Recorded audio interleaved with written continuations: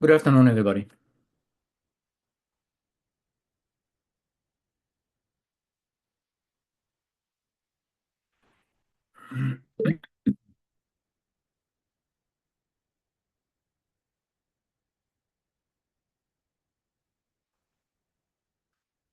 Can you hear me clearly or the voice?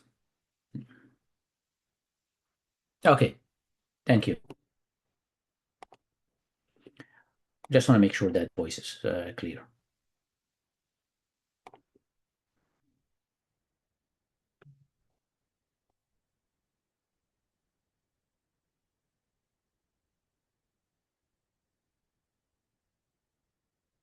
One more time. Good afternoon, everybody.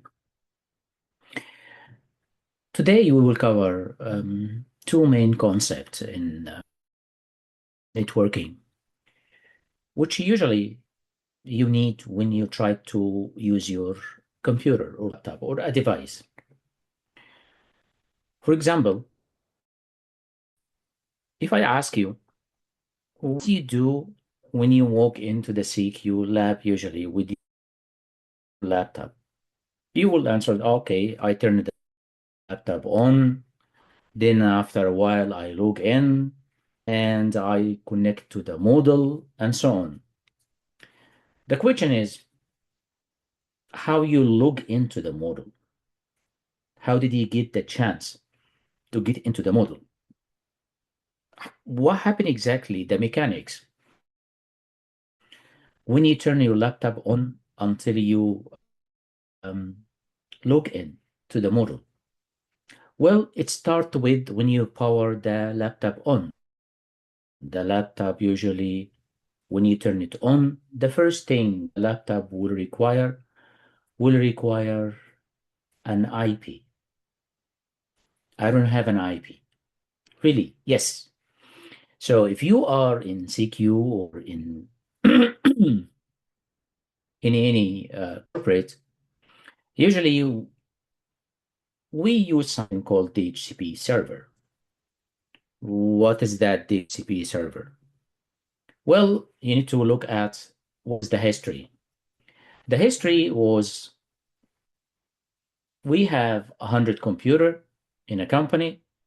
As a network administrator, I need to go over one by one, and I need to enter the IP for those computer manually. Really, yes. But that's create a lot of problems, such as if I duplicate an IP. So if I put, for example, 192.168.10.20, then a month later I forgot and I put 20 in there's a new computer or as another computer. What will happen? Another problem. If I move this computer or device from one lab to another lab, from one level to another level, from one building to another building, from department to another department, what we will do? Oh, we need to keep a full topology of all the IPs, all the locations, all. That's create a lot of hassle. That's at that time, that was the only option. So we're talking about more than 4 years ago. So let's create a lot of problems. How we manage that. So it makes no sense. So what we came with something to distribute IPs, dynamic. There is no duplication, and there is no human interference in most cases. That sound better. Yes, a lot better. Okay, so no one use static IP anymore? No, still. We have some places which is the defense, for example, the high level of security um, devices. They still, in some places, they prefer to use sure static IP. They don't want to move the devices doesn't want to whatever. They don't want to interference from a device which can be actually hacked. So they prefer to have static IP. But that's an exception. As I'm trying to explain, the static IP currently right now is the exception. The dynamic IP is the majority, over 90% you will find around the world. Most of the IPs are dynamically allocated. Yes, we have servers, we have some devices must have a static IP. Yes, we agree on that, but still around 90%, almost 90% of the devices around the world currently use dynamic IP. So if you look at your devices right now, your laptop or your computer, whatever the device you are connected to this meeting, you will find an IP address which has been allocated by the ISP provider, for example, to your device. You haven't entered any IP yourself. Okay, so how that works exactly? You push the button, your laptop starts searching for an IP. So what searching exactly? It search for a DHCP server. DHCP server can be on an actual server, can be on a router, can be coming actually from access point. The access point try to give your laptop an IP. Okay, how that works exactly? Let me just show you very quick how that works. This is the PC, and that's the server. That's the client. Usually, the client send a special request. Let's say, well, let's call it like a datagram on port 67, specific port 67. So that port 67, I'm gonna send a datagram asking, are there any DHCP? Are there any DHCP? Like that. If we have a DHCP server, we'll reply back on a port 68. And at that time, the DHCP server will reply back to the client saying, yes, I am a DHCP server, and this is my offer. I have those type of IPs. Okay, that's the offer. The DHCP client will reply, will send another request saying that, yes, I need that IP addresses. I like those IP addresses, so I want those IP address. Can you allocate me one? The DHCP server will reply back, and here is your IP address that been allocated for you. And this is what we call it lease time. Lease time, this is the time which is we can limit it to, by default is 8 hours. Some servers, they make it 24 hours, but we can make it whatever we want. So we can involve in that and we change the lease time. But usually the lease time has a certain time. If you use that time, either you disconnect or usually you actually renew automatically. The disconnect is almost not exist except on those shops like McDonald's, KFC, whatever. They give you limited time, and that's after half an hour, an hour, whatever, and that's it. But if it's open, if you are in the university, for example, it's keep renew. If you finish 8 hours, we give you another 8 hours. If you finish 24 hours, we give you another 24, like that, going like this. How that works from the beginning, we have an old protocol still being used widely.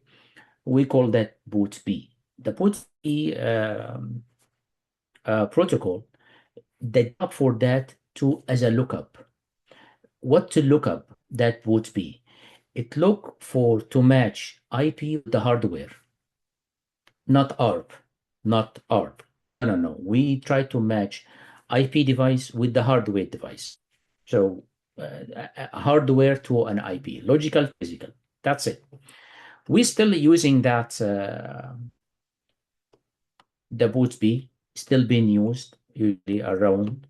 So based on that protocol, we start develop the DHCP. The DHCP usually, what is the idea? What we do exactly in DHCP? I'm going to show you, and I'm going to show you a demo as well, like real demo on Packet Tracer at the end of the lecture today. So what about if the client on the same network? What about if client is not on the same network? What we do exactly? I put you something from my own here. You may not see that these type of slides on your lecture slides. This is a device A, and that's router, DHCP server, router 2, and another device. So in that router, we have linked a DHCP server that's 172.16.1.11. The client sending the discovery. Usually the discovery is like a broadcast. I hope that you understand that the concept. If you're not, we have something called unicast, multicast, unicast, and broadcast. The unicast 1-to-1. If I'm talking to I send a message to one of you only, that's unicast. If I send a message to all of you, like right now, when I talk to all of you now, that's a broadcast. So the broadcast usually in hex FFFF in IP 255.255.255, like that. So sending a message to 2FF or 255.255.255 from where? From 0, because why 0? Because that PC doesn't have any IP now, until now. So it arrive over here, the reply back from, here it is, that's the offer. It reply back from here, 172.16.1.1.11 to where? To everybody. Really? So yes. So send it to everybody, but we have computers here, and these computers have IP already. They ignored it. They ignore. Only the one who actually sent will keen to follow the process of connecting. How it works exactly, here it is, another diagram. That's no IP address at all. That device will start broadcast. Can we discover? Okay, that's a broadcasting datagram. So it's been sent all over. Do we have a DHCP server? So the DHCP server will reply back in shape of unicast to this one specifically. Okay, that's 10.1.1.45. Okay, which is this one. The subnet mask, the gateway, and the DNS. I'm going to show you how to configure that today. I received that. That's the offer. Then the client will send a request, the broadcast request again. Can you allocate me those ones? The server will allocate you those ones. Here's the IP, that's your IP, that's your subnet mask, and that's your gateway, and that's your DNS. How that works exactly in operational? Well, we have the easy concept, which everybody can understand, that if I am in, let's say, if we are in Sydney, in the campus, if I am in, let's say, in 6th floor, 8th floor, whatever, 10th floor, and the DHCP server in the 2nd floor, 3rd floor, ground floor, whatever it is. So in the same network, if the DHCP on the same network, we do not have any issue. We do not have to do any extra configurations. Really, yes. So if I'm here, this is the client, and that's, for example, the switch, and here the DHCP server. All right. So we have no problem with that. No, we are connected, all of us, under the same network. I'm going to send, the client will send a DHCP request on 67. That's the port, the client port. Then it will reply back from here on 68. Okay, so that's a request, that's a reply.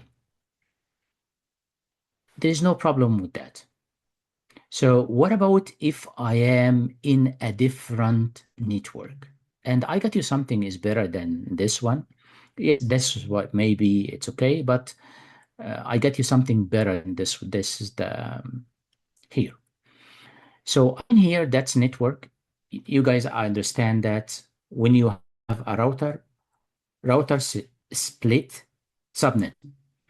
So when you have a switch, the switch is still whatever. If you have 5 switches, 10 switches, 20 switches, normal switches, not layer 3 switch, it's still all of them. Layer 2 devices do not split networks or subnets.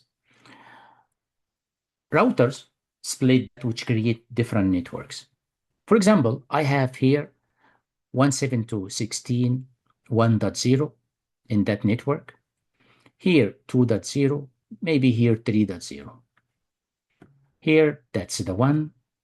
So I want to, I'm here in that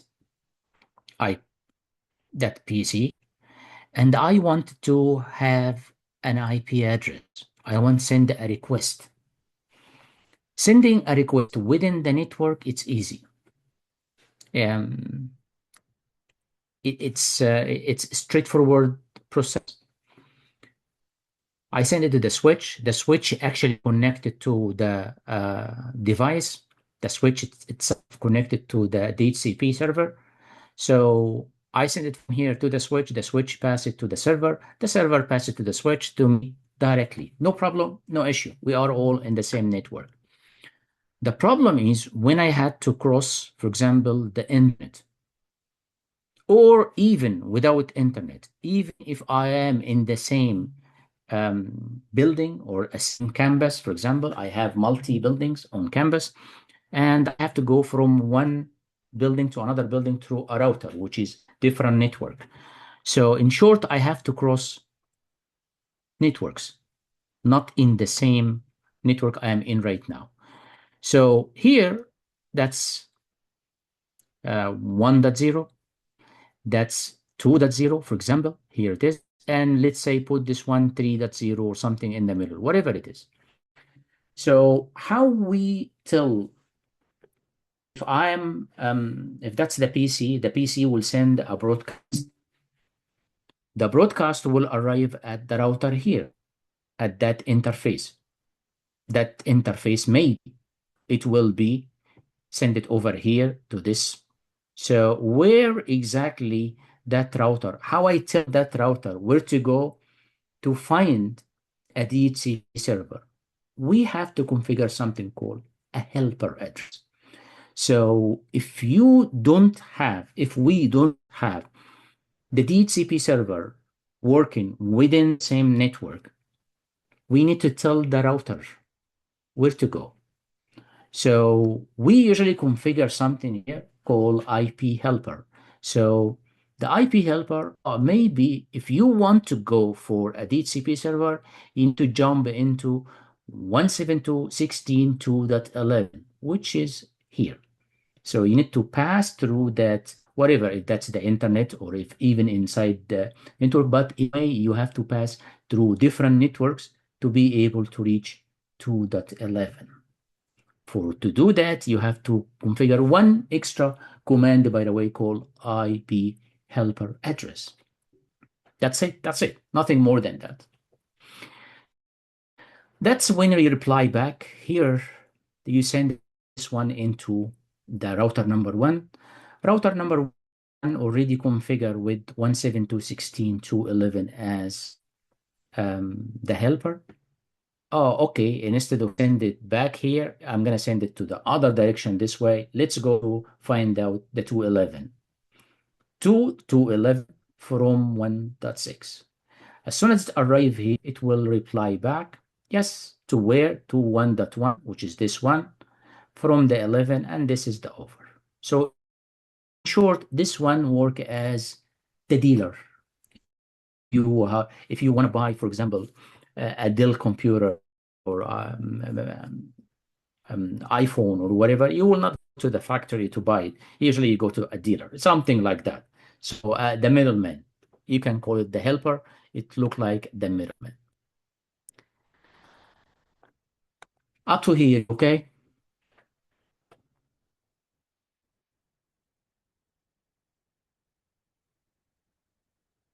Up to here, are you okay?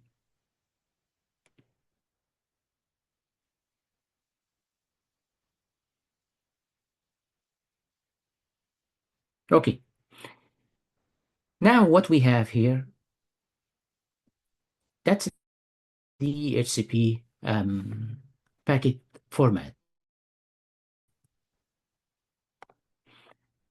I don't want you to memorize that. Don't get me wrong. I don't want to memorize that. But I wanted to understand some of those fields. For example, I think everybody here will understand what is the IP address, the client, the server, the gateway, the hub count. We covered the hub count before many times. But we have few things like, for example, operational code, flags, the hardware type, hardware length. Everybody maybe get this one. The hardware length, usually the 48 bits, which is 6 byte. So we want to focus on few concepts only you may see when you're dealing with a request acknowledgement or a request offer. One of those ones, the operational code, which is that you will see that a lot when you capture a communication between your laptop to a DHCP server. We do that and we ask students usually to use the Wireshark to capture that. If that one, number one, you will see that as a request, number two as a reply. Maybe if you run Wireshark one day, we can show you that one. The hardware type, if it's one Ethernet, we have other options. Which means that if you use, for example, something called ATM, if we have fiber optic, NBN, or whatever it is. So different type of connection or physical connection, it reply to different numbering here. That's Ethernet is 6. The hub count, you guys familiar with that. Here it is, the flags. Is that unicast or broadcast? You can see that the communication between the client to the server, broadcast, unicast, broadcast, unicast, broadcast, like this. Keep going like that. So it's just only either uni or broadcast. We have, I highlight you this one just only to see how it works maybe. What is the number of seconds? Number of seconds, that's when you turn the client on, or for example, the client boots or turn it on from the scratch, how long it take to be able to get a reply or communicate with the DHCP server.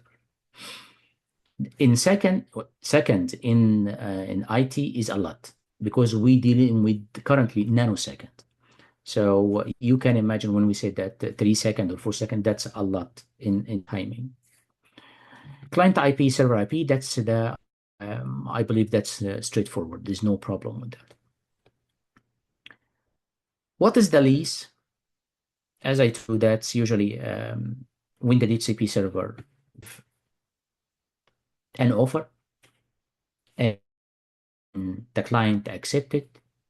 The last piece you take, here it is, that's your IP, and that's your gateway, DNS server, and everything, and that's the lease time. The lease time, if it's expired, usually in most cases, it will be renewed, unless if the owner of those servers they don't want to. So it depends on the type of business you are running. That's in general how it works. This is like you can consider that as a flowchart, how the transition diagram work in general. So this is booting, you initialize, then you try to search for discover anything. Do you have any offer? Yes, if you got an offer, you reply with the request. If you have a request, you get an acknowledgement. If you finish those, if the lease expire, you get another renewal. Don't worry about the 87.5 expire, whatever the concept here. I just want to make sure that you understand that the process of request, reply, the offer, I accept, and this is the acknowledgement. That's final one. Another diagram which can show you the state itself, we call it the TCP conversion. Here, the state when we initialize, that's the state when we discover, when we offer, when we bound or we merge. So you can see that over here, that's the client send a message to on port number 67 using boot B. It will reply back on 68. You get the offer. I accepted that with the acknowledgement. You take it, and here it is, 68.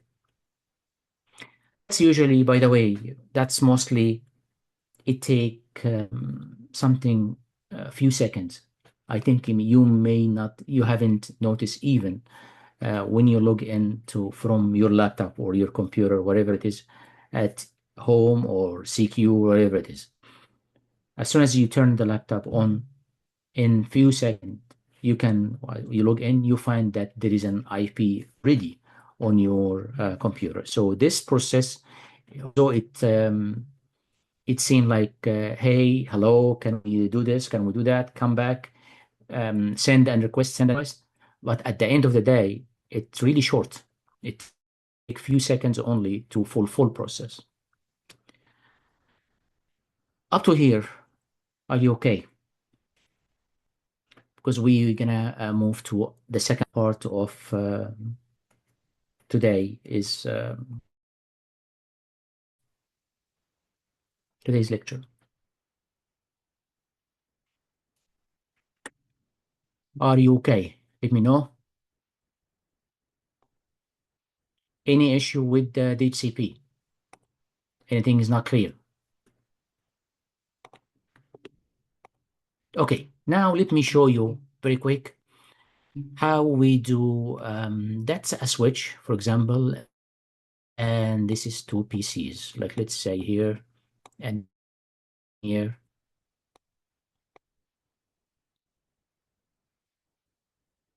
And I'm gonna connect those ones here.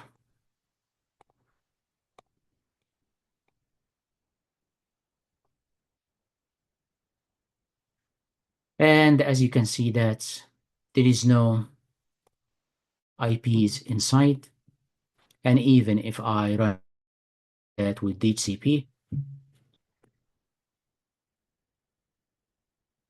can you see that?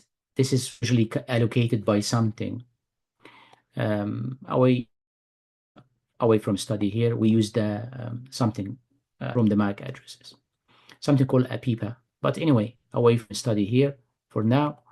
Let's go for, there is no IP here. Okay, so let's go for, I'm going to show you two different configurations. The first one, that's the PC. And on the PC itself, you have to put a static IP.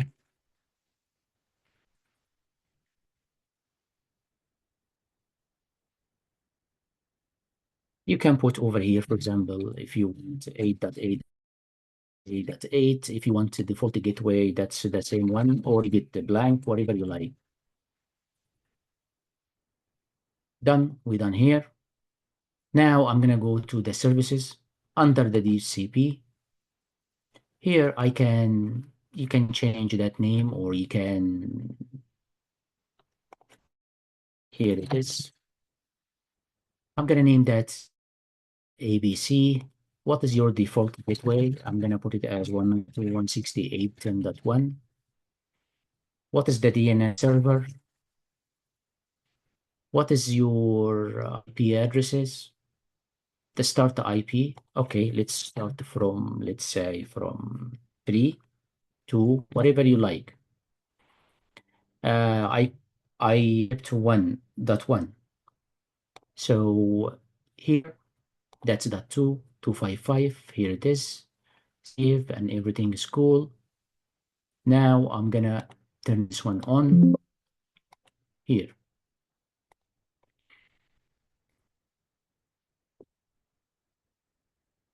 And if I want to connect this one here,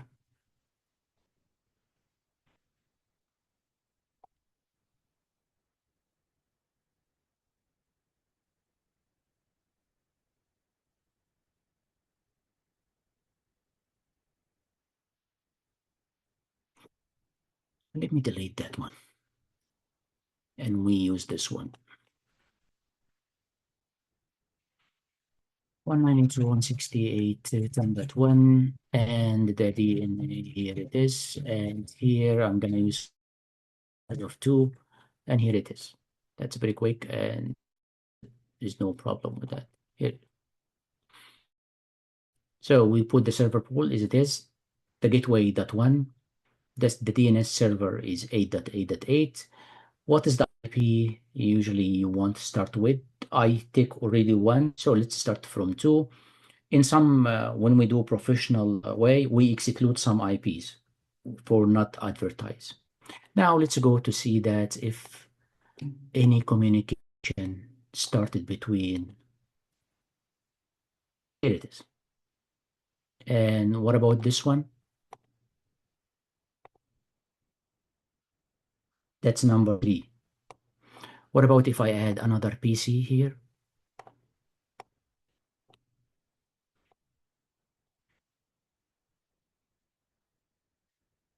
Here it is, just to give it a second.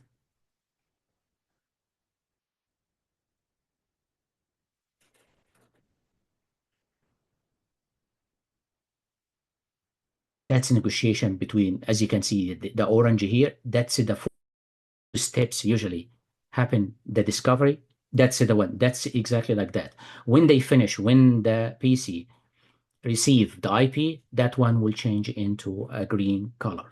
Here it is. That's it. So that's the time which take usually between the PC to the server to be communicated. So here it is. I don't have any. Let's go here. And here it is. That's 10.4. Easy as that. That's one option. You have a server, which that's the one we usually prefer to do.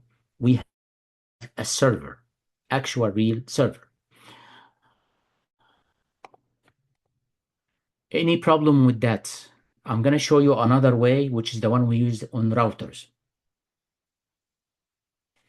Are you okay with that? Can we move to the next one, or any question about that?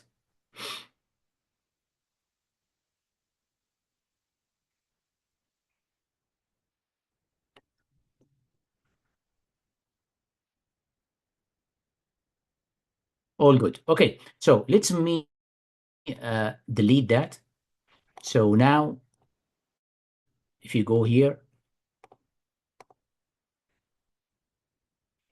and if you go here again, and if you go here again,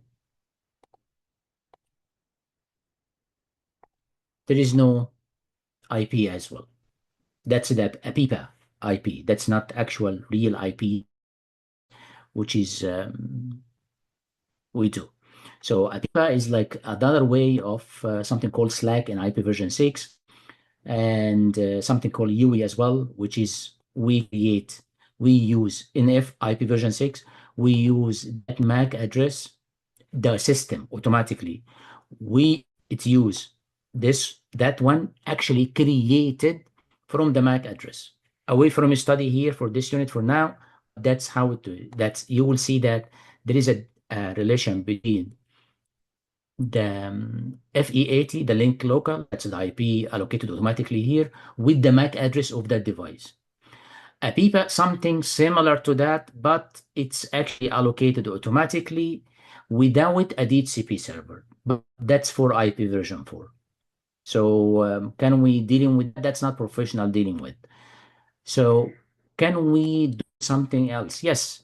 What we do usually, if you have a router like this, so we connected that router, no problem. Here it is. And in this interface,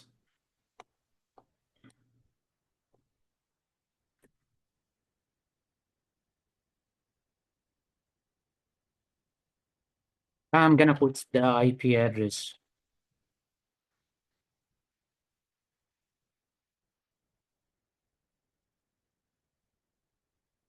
Here it is. I put IP address over there, 192.168.10.1, like at the gateway. Then I will start configuring a DHC IP. So I'm gonna name that ABC, the pool. And I'm gonna put the network 192.168.10.0, 255.255.255.0. What you want to from the default whatever, 10.1. And if you want to put a DNS server, 192, there it is. Let's put it 8.8.8.8, and we're done. That's it. That's it. So here, one more time, if anybody interested in that, that's what we usually do. So now, do we have an IP address that's static and that's dynamic? Fair enough. Here it is.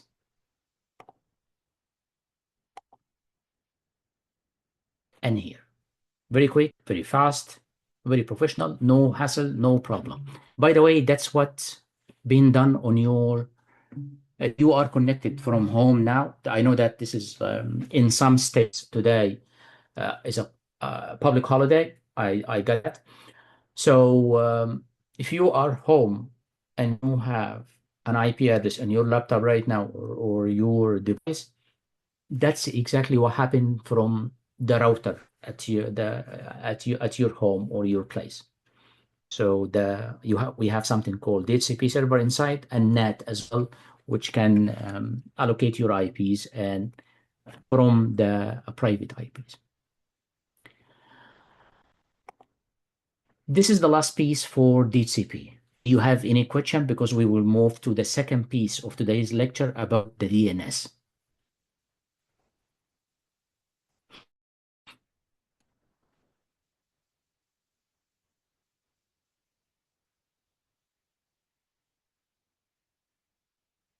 No, everybody? Charlie? Everybody okay?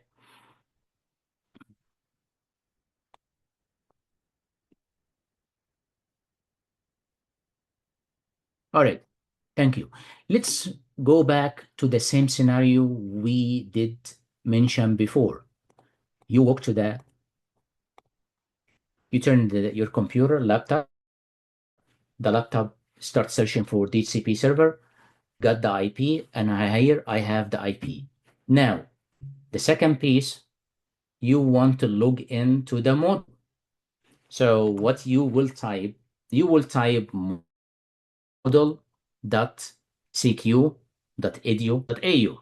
That's what usually you do. We have here, let me just show you that, maybe here, like this. We call that a fully qualified domain, FQDN, full qualified domain name. So you want to visit that address. Oh, so all servers around the world has an IP addresses. So how you reach the model? So for every link or node, it has an IP address. So in reality, we should, for example, find out what is the IP address of the CQ and put it into the URL at the top. But who's gonna memorize 1,000 or tens of thousands of those IPs addresses? So it came to, we create what we call it a DNS server. What is the DNS server? Easy as that. You give me a name, I'll give you the IP. You give me the IP, I'll give you the name, the URL name. That's how it is. So if you type, for example, 8.8.8.8,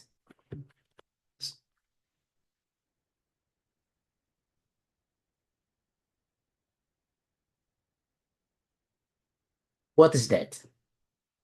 Google, the DNS for Google. And if I type NS lookup, go www.google.com, that whatever, that's going to give me 8.8.8.8 or other IP address from those ones. So what we have here, we have a server, which is you type www.ibm.com, it will search for the IP of the IPA.com, and it will search for something called authoritative DNS server, which is the DNS, the server which has, let's say, the website in your term. So that's the website for CQ. Yes. So I type model.cq.edu.au. The DNS server will go search for the IP address first to find out the authoritative server which carry the link for model.cq.edu.au. But how actually that works? Just make sure to, I want to make sure that you get this one clearly. You guys are familiar with what we call it TLD or top level domain. I got you something here, which I believe that's, yep, like this. That's how it looked like from the top. We have something called root, and under the root, you guys familiar with .com, .org, .edu, .net, .gov, .mil, military, .uk, .countries, .au, whatever it is. All those ones, that level, we call it TLD, top level domain. Oh, what about if you type, for example, ac.uk or google.au, whatever it is, like that. So, or .gov.au, something like that. That we call that subdomain or second level domain. Then what about if I type, for example, let's say, this is google.com, www.google.com, yes, or let's say cq.edu.au. Then I type FTP or email.cq.edu.au. Oh, that's another level of domain. Really? Yes, that's what we call that subdomains. So you have a domain, you have TLD, that's the top level domain. Then you have a subdomain. Every time you add extra piece, we call that zone, by the way, if extra piece of to the URL, it becomes subdomain. Sub. We call it secondary, third, whatever like that, but we call it subdomains in general. If you keep going. So if I have something like this, .com, www.google.com, yes, .com, that's TLD, Google, which is the secondary domain, let's say ftp.google, that's third, like that, keep going like that. So email, for example, that's third. If you type something pub.email, whatever, that's fourth, and so on, subdomains. So when you type something, when you try to type anything in any, if I try to type, I'm looking for abc.com, how it works exactly? Let me just get you that. So let me,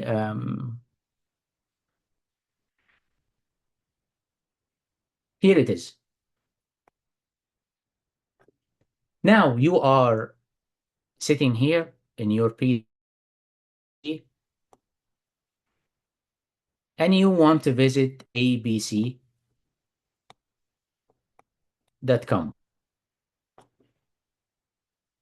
All right, so what's the first thing to do? Your device will search inside inside the laptop if we have visited before, if I have any record for abc.com, with the assumption today that we haven't visited. Oh, okay, you haven't visited that? Yes. Okay, so let me send it to my local DNS. Local DNS, local. Local DNS, which is usually either if you are at home, that's the ISP provider. If you are at the CQ, we have a DNS server inside for us, for the CQ. Assume that those local, we haven't seen, we had no one visit abc.com, even in the ISP provider or the CQ. Okay, at that time, it will be sent to what we call it the root. What is the root? Dot. Dot. Really, yes. Believe it or not, built in inside those you are here. So when I type, for example, www like that, cq dot au, after u there is a dot built in within that those browsers. So if they cannot find anything within, they will send it automatically to the roots. The roots are the main top level of a server. We have until last year the statistics around the whole world that we have almost 80 root server around the world. That's it. 80 server. Even not 80, almost. We're like 64, 65. Then they upgraded maybe 76, 78, something like that. But anyway, under 80 root server until last year. Okay, so it will be sent to the root. This is the root. Do you know abc.com? That root server, not his job, totally to search for naming. But I don't know ABC, but I know a com. So that one, the root will send you to the .com server. That's it. That's my job. I don't know ABC, but I can send you to the com. The com will try to send you. Do you know ABC? Yes, maybe, maybe not. I don't know exactly the ABC, but I can send you to what we call it authoritative server, which is the authoritative DNS server, which has the abc.com. That's the one which actually the ABC register with, and it will tell you what is the IP address of that one. Maybe this one doesn't know, it will send you to another one. If not the authoritative, if we remove the authoritative, maybe the com will send you to a DNS. That DNS will send you to the authoritative. How long it take? It depends on how many server between. But that's usually the process. That process in general take less than 8 milliseconds. The one you can see, millisecond, not second, millisecond. So send and request and back. That's how it is. Very quick and very. So do you know abc.com? Yes, I know abc.com. That's the IP address of abc.com. That's, for example, this is 11.11.11.11, and the full qualified name for that URL is whatever. So we send it back here. Your DNS will keep a record for that. This one will keep a record as well. One more time. So it both will keep a record. So what is the point here? Oh, if I visit that site again, I don't have to go for that search again. Really? No, it's not. I can communicate that IP directly, which it take usually less than 2 milliseconds. Really. And that's the idea, by the way, from the DNS server and the cache DNS server, which is make things faster. So when you type abc.com, usually goes search for the first time. Search, find where it is, send it to the root send it to the com or edu or org or whatever it is, then like this. So keep going with that. You can apply that to the same thing if you want to visit, for example, the cq.com, the cq.edu.au.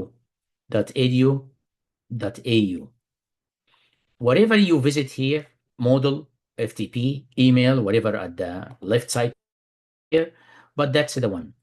So do you know edu? I can send you to the edu. That's the edu.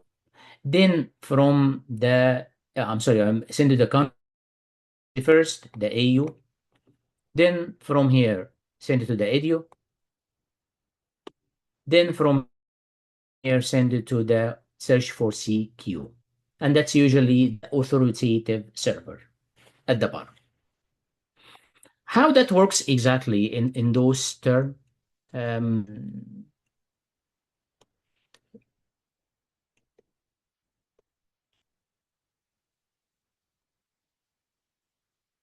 we have that's maybe not. We have what we call it zones. Zones, guys, is like a part of the DNS system. Root is a zone. Com is a zone. Com AU is a zone. Like whatever the portion of the DNS URL managed, if it managed by a single authority, we call that a zone. So that's why we have the hierarchy. It's all full of zones. The domains, we know the domains, the top level domain, which is com, AU, org, military, whatever it is, subdomains, subdomains. If it's been managed by one piece of organization, we call that a zone. But anyway, how that works in general, I want to show you that because it's, in my opinion, that's the, I got you something better than this one. When you try to search for a new name, so I type abc.com, xyz.com, xyz.org, whatever the URL, cq.edu.au. How that works? Well, we have two ways of resolving an address. Usually the server will take two different approach. One of them, we call it recursive, and the second one, iterative. It's okay. This one will give you a good idea, but I put you something from my own, which is, I believe it's much better. If you want to go for something called iterated, what is iterated exactly? Watch this one. I'm looking for the polytechnique.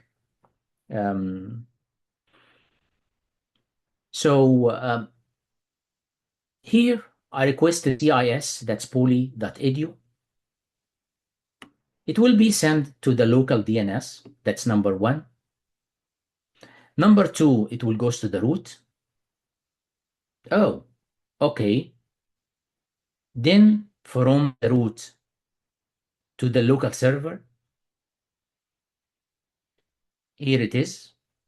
I can tell you about the edu. Okay, so you contacted the edu, which is the LD. Do you know the CIS poly? No, I know the authoritative DNS for the UMAS, for example, the poly. So here it is. And then after that, this one will reply to your DNS, local DNS, and it goes here. So what is the idea here? Why it's keep going like that? In this one, in the iterated, everything your local DNS will do. So no one will do anything for you. So uh, here it is. Can you get me the DNS for UMass? It goes to the root. The root, no, I don't, but I can send you, I can give you direction to the edu. I said, I talked to the edu. The edu, do you know the UMass? No, but you can talk to that authoritative. I talked to the authoritative. Do you know that? Yes, I know him. That here it is. And you can record or you can start communicating. So what is the problem here? The problem is that most of your work has to be done, or the search or the lookup, what we call lookup, has to be done by your local DNS server. Most of it. So, or all of it, actually. But that's how it is. And that's usually, it creates traffic, let's say, over traffic. What about the other one? The other one, this is the one which is, we call that iterative. What about the recursive one? Watch that. Watch and hear. Can you give me, can you search for the UMass, University of Massachusetts, by the way.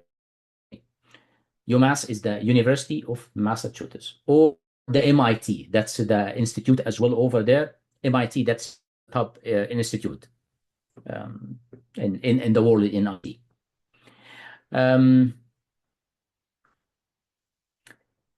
Can you give me the UMass? Okay, I'm gonna send it to the root. The root will send it to the TLD. The TLD will send it to the authoritative. The authoritative will send it back to the TLD, to the root, to the DNS, to you. What is that? Everybody share in the lookup. So if you try to compare between both of them, watch that. So the first one, you can tell that your DNS server do all the work, or let's say most of the work. Everybody just only reply with something. That's it, that's it. So the root reply you once, the DNS reply you, the TLD reply you once, and the authoritative once. Here is not. Here, I'm sending that only once to my DNS. DNS send it my local, the local DNS send it outside. Those guys, they do all the work, the root, the TLD, the authoritative, and they give me back the solution. It's two different approach when it comes to looking for a URL or IP or searching for a resolution. You have seen something called here authoritative. What is that authoritative DNS? Usually, guys, when we create a DNS server, we have to register with the IEEE, with some local authority here in Australia. We mentioned that to you in the slides. So we need to register. And we create, when you register, you given, for example, the URL for your, for example, cq.edu.au, email that cq.edu, whatever. Those zones, those authoritative, that's URL, you actually been registered with an authority. So no one else can take that again or claim it. Something similar to when you create your own website, for example. I want to create a website for xyz.com. Oh, the first thing I need to search, did anyone take xyz.com? Because if it's been taken, that's why we need to register with someone. That's the authoritative DNS server. The server we register with, which is short, that server knows our location, our IP address, our full qualified domain name, and everything. That's the one who knows you, the authoritative one. We have away from a study here, but anyway, we have something called zones as well inside file zone. Inside those authoritative, we call that primary or secondary files. What are those ones? In short, if I have the data, if the server has all the data about you, that's authoritative. We call that at that time primary zone file, primary zone files, or record. In it's better approach. What about the secondary? No. The secondary, has a copy about primary. For example, in Sydney here, we can create a secondary record from Brisbane DNS. So if one of our students tried to search for something, do we have all the answer? No, we send it to CQ at over there in Rockhampton in Brisbane. So at that time, they are primary and we are here secondary. So primary, I have the data about you and we have everything. Secondary, no. We keep a record about the primary. So if you want to contact or another primary DNS. So if you want to contact, you contact that server.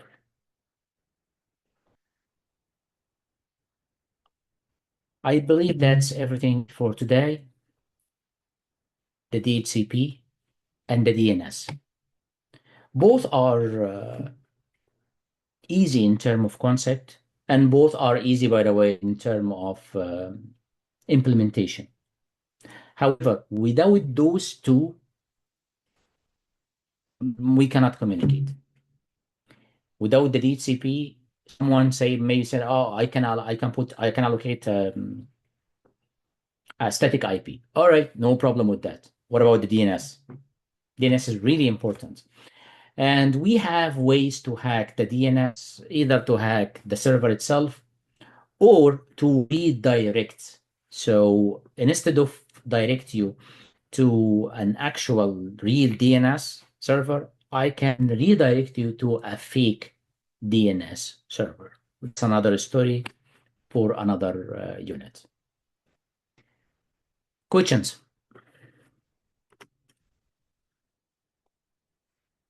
Questions?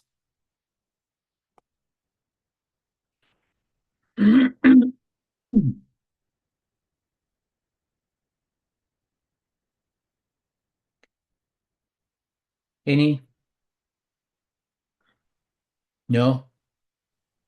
So just with regards to Okay, next last week, call, Monday, last call, last chance. no? No questions.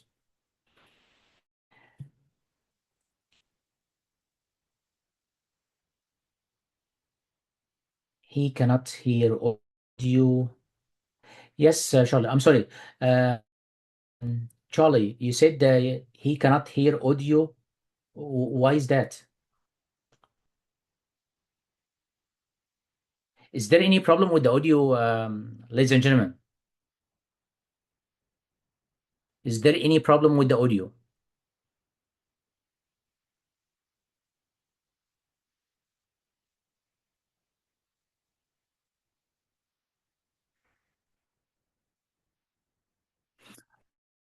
Oh, okay. So, no, not muted. Here, feel free, guys. What's here? I didn't. So if you can see that, it's not muted. That muted by default. But if you want to ask anything, let me see. Who is that? Can we? That's from your side, not from my side. As you can see here, you guys can unmute from your side. If you want to ask verbally, unmute and ask the question you want.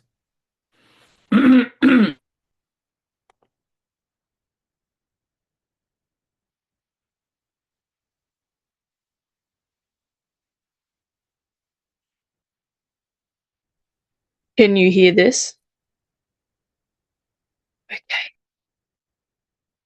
Yes, that's it been set like that. We can it been set like that. Um, Chloe is speaking. I think the setting from the university, not from me, guys. Just make sure to understand. The setting from the university, that's actually, here it is. Can you hear me now? You unmuted me.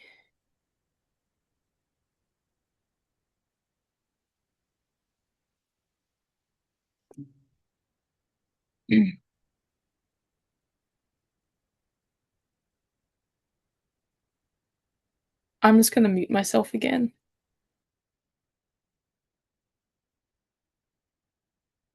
So with this, yes, it's working. So I think that's from the university, not from my side.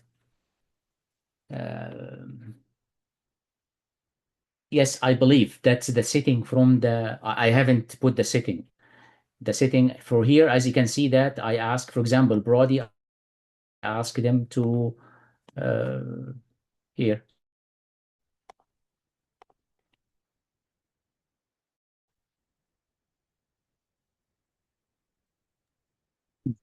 Can you hear Okay, me? you've unmuted me again. Here it is still.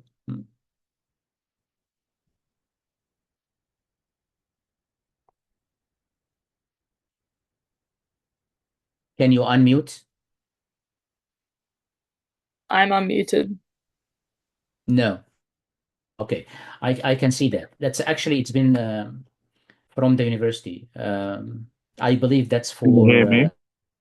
noisy. I understand that's why they have done that.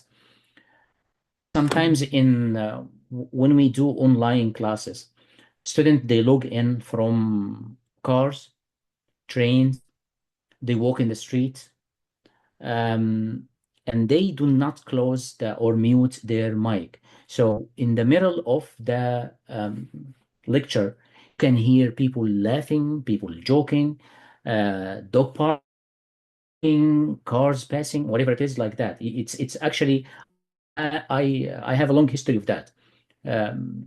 So I believe that's they have done that muting from the student side to prevent that type of echo during the lecture. But I'll talk to the UC and see how it goes. If we try, if we can do something. I personally like to have a verbal Q&A.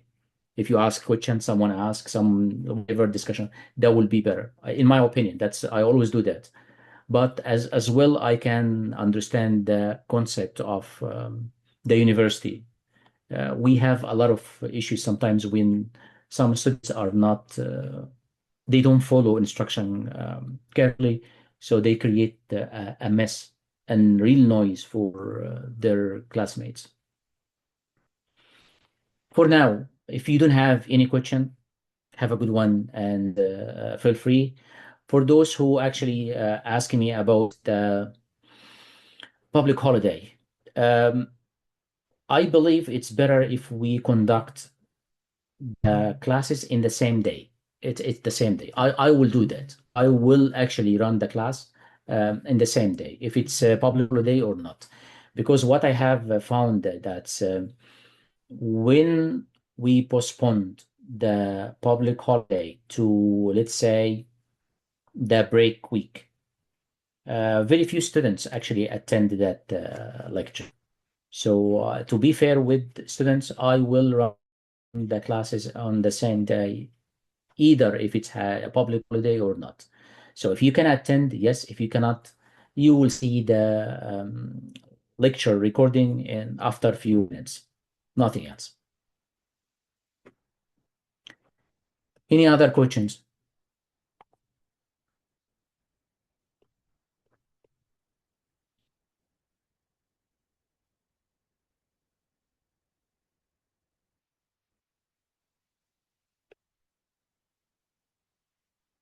Yeah, that's why I run the the classes today. I did run the class today because I know that some states are holiday, some states are not. But in general, it's better if we run the classes even if it's holiday, because it's at first it's online. Second, it's all if you have any commitment, either work or traveling or whatever, I don't want you to be on traveling and you log into the meeting or to the lecture. I want you as well to be at work or something. Then you have some commitment with work, and then you leave it to attend. I want to be comfy with that. So from my side, I will run the classes as it is in the same day, either if it's public holiday or not, until the end of the term. Maybe the next term, maybe we have different arrangement, but until the end of this term, that's what I will do. If you have any question, I'm here. If you don't, have a good one, and I'll see you next week. If you have any question as well, feel free to email me. I'll be more than happy to reply back to you as soon as possible. Have a good one, and I'll see you next week.